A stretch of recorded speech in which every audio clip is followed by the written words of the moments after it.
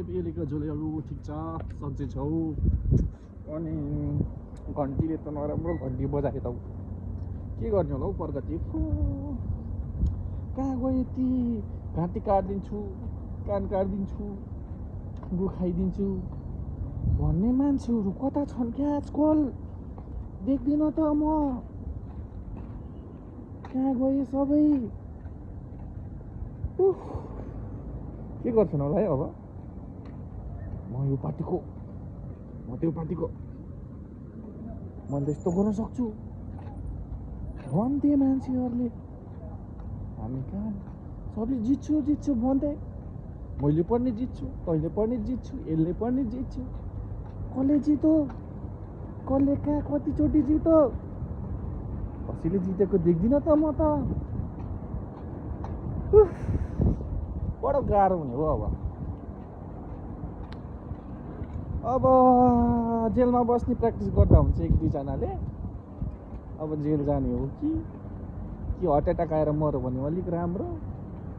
अहिले मान्छेहरू heart attack आएरै मर्छ बढी यस्तो टेन्सन हुँदा पनि म बिहोस हुँदिनँ के गर्ने होला नि प्रगति गाह्रो छ जिउनु गाह्रो बनायो घन्टीले अब के भन्ने कसलाई खोइ कसको गल्ती अब आफ्नै खुट्टामा बन्छ हान्छ भने के गर्ने हो र के हार्छ र के हार्न सकिन्छ र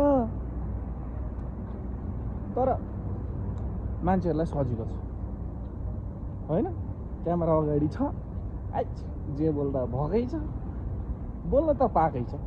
लोकतन्त्र त्यसै आएकै छ देशमा बोल्न पाएकै छ थुतुनो छँदैछ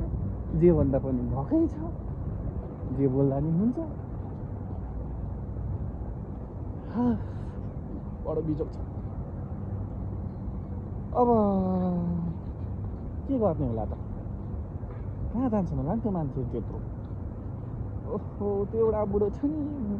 को छ केपी ओलीको कठालो समातेर पनि के गर्ने कसैले सक्छ केपी ओलीलाई भन्थे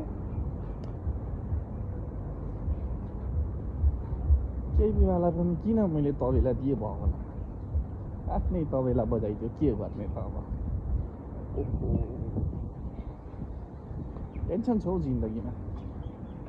यत्रो टेन्सन हुँदा पनि कोही बिहोस भएको देख्दिन त यार एक दुईजना मान्छे त हार्ट एट्याक आएरै मर्नुपर्ने मर्दैनन् पनि यार